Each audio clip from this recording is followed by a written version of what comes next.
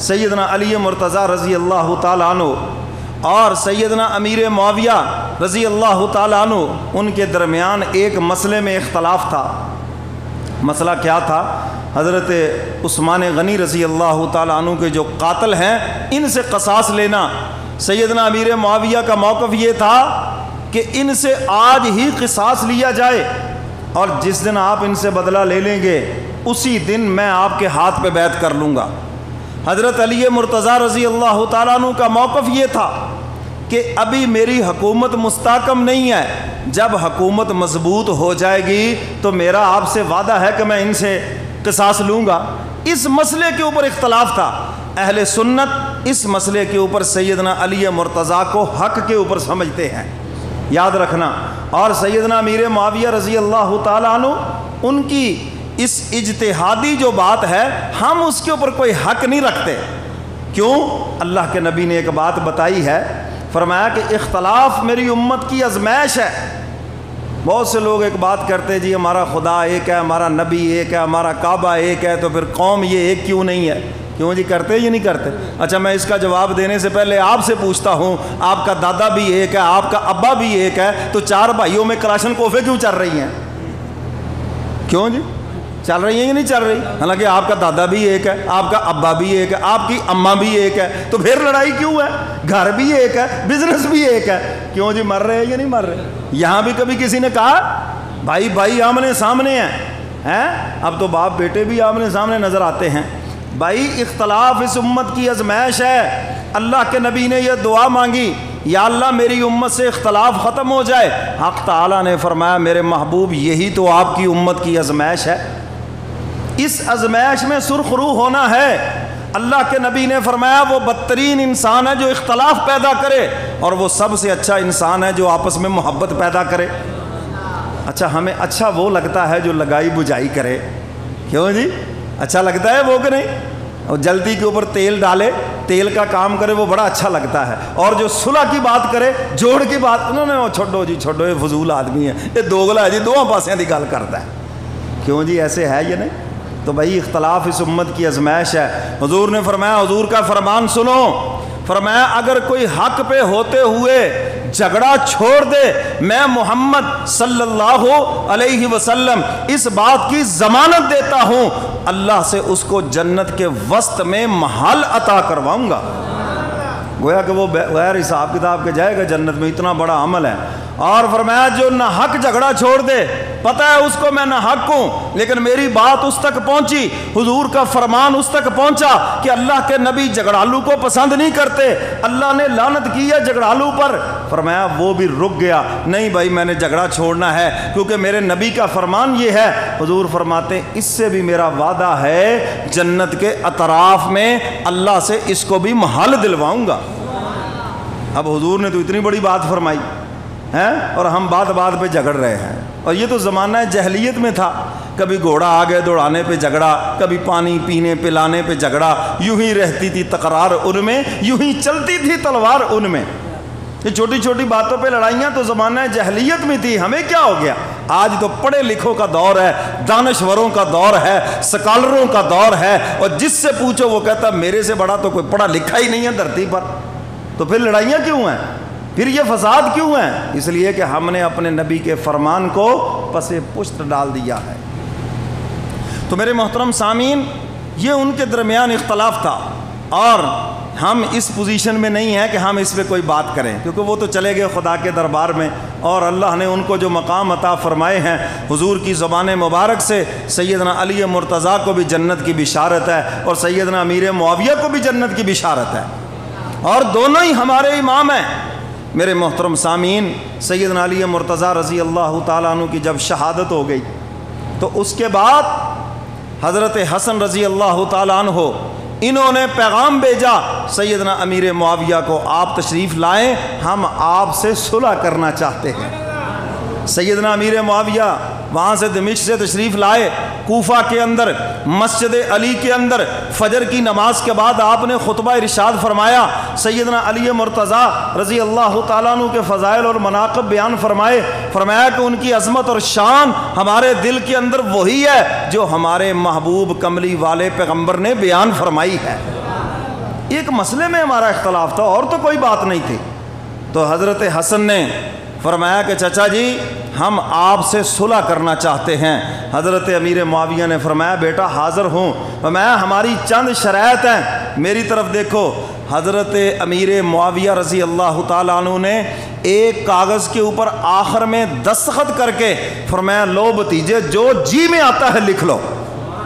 یہ بات آپ کو ہر ایک مسلک کی کتابوں کے اندر ملیں گی. میں کہوں گا دنیا میں بلیک چیک سب سے پہلے دیا ہی ہے امیر معاویہ نے, اور دیا حضور کے خاندان کو. ہمیں لکھو جو لکھنا ہے. انہوں نے جو شرائط تھی لکھی, اتنا ہمارا وظیفہ ہوگا, فلاں فلاں چیز کی آمدن یہ ہماری ہوگی, فلاں فلاں معاملات ایسے ہوں گے. سیدنا حسن نے یہ ساری شرائط جب لکھ کر دی, میری طرف دیکھو, سیدنا امیر معاویہ رضی اللہ تعالیٰ عنہ نے بغیر دیکھے بغیر پڑھے فرمایا میرے بھتیجے نے جو بھی لکھ دیا ہے منو ان قبول ہے. یہ محبت ہے حضور کے خاندان سے. اللہ اکبر.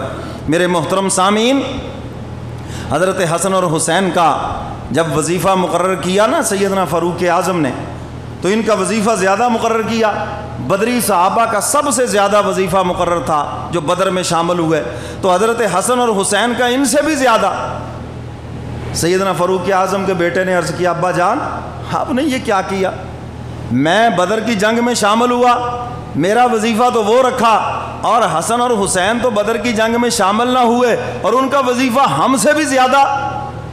تو انہوں نے کیا فرمایا, بیٹا یہاں بدر کا یا دوسرا معاملہ نہیں, بیٹا دیکھ تو ہے میرا پیارا اور حسن اور حسین ہیں حضور کے پیارے. میں نے اپنے پیارے پر حضور کے پیاروں کو ترجیح دی ہے اور تو کچھ نہیں کیا ہے. صحابہ کو ایسے پیار تھا. کتنے واقعات آپ کو سناؤں. جب ایران فتح ہوا, ایران کی شہزادی آئی, سیدنا فاروق اعظم کے پاس مال غنیمت کا ڈھیر لگا ہوا ہے. امیر المومنین یہ شہزادی, اس کے لیے کیا حکم ہے, کس کے نکاح میں؟ فرمایا ہمارے شہزادے حسین کو بلاؤ. کہو سبحان اللہ. یہ ہے صحابہ کی محبت حضور کے خاندان سے. فرمایا اگر ایران کی شہزادی آئی ہے تو ہمارا بھی شہزادہ حسین ہے. اسی مجلس کے اندر سیدنا فاروق اعظم رضی اللہ تعالیٰ عنہ نے حضرت حسین کا شہر بانو کے ساتھ نکاح پڑھ دیا. یہ بتا دیا کہ اگر یہ شہزادی تو ہمارا شہزادہ بھی حسین ہے. اللہ اکبر. تو میرے محترم سامعین, حضرات صحابہ کرام کو اس طرح پیار تھا. اور واقعہ سناتا ہوں. اللہ اکبر. حضور علیہ الصلوۃ والسلام دنیا سے پردہ فرما گئے, بلال حبشی مدینہ چھوڑ کے چلے گئے. ایک مرتبہ خواب میں حضور کی زیارت ہوئی. حضور نے فرمایا بلال کیا بات ہے, ہماری ملاقات کے لیے بھی نہیں آتے ہیں, میرے شہر میں بھی نہیں آتے, میری قبر پہ بھی, کیا ہو گیا؟ لبیک یا رسول اللہ. دوڑتے مدینہ منورہ پہنچے, اللہ کی شان, مغرب کی اذان سے قبل پہنچے. حضرات صحابہ کرام نے سیدنا بلال حبشی سے کہا آج حضور کے دور کی اذان تو سناؤ. مؤذن رسول, حضور نے تمہیں مؤذن مقرر کیا تھا. کبھی کعبے کی چھت پہ کھڑے ہو کر اذان دیتے تھے, کبھی مسجد نبوی میں اس سفرہ پہ کھڑے ہو کر اذان دیتے تھے, آج ہمیں اذان سناؤ. کہنے لگے جن کے عشق میں اذانیں پڑھتا تھا جب وہ دنیا میں نہ رہے تو میں اذان بھی نہیں سناؤں گا. صحابہ نے سیدنا فاروق اعظم سے عرض کیا آپ امیر المومنین ہیں, آپ ان کو حکم دیں یہ ہمیں اذان سنائے. فرمایا یہاں حکم سے کام نہیں چلے گا. کبھی کبھی ایسا بھی ہوتا ہے, حکم سے کام نہیں چلے گا. یہاں پر ہم ایک تدبیر اختیار کرتے ہیں. فرمایا کہ حسن اور حسین کو بلاؤ. سبحان اللہ. پتا تھا نا کیا مقام ہے صحابہ کے دلوں میں ان کا. فرمایا حسن اور حسین کو بلاؤ. آ گئے. فرمایا جاؤ, جا کر چچا بلال سے کہو چچا بلال آج ہمیں حضور کے دور کی اذان تو سناؤ نا. حضرت حسن اور حسین گئے اور جا کے کہا چچا بلال آپ آ گئے ہیں, آپ ہمیں حضور کے دور کی اذان سنائیں.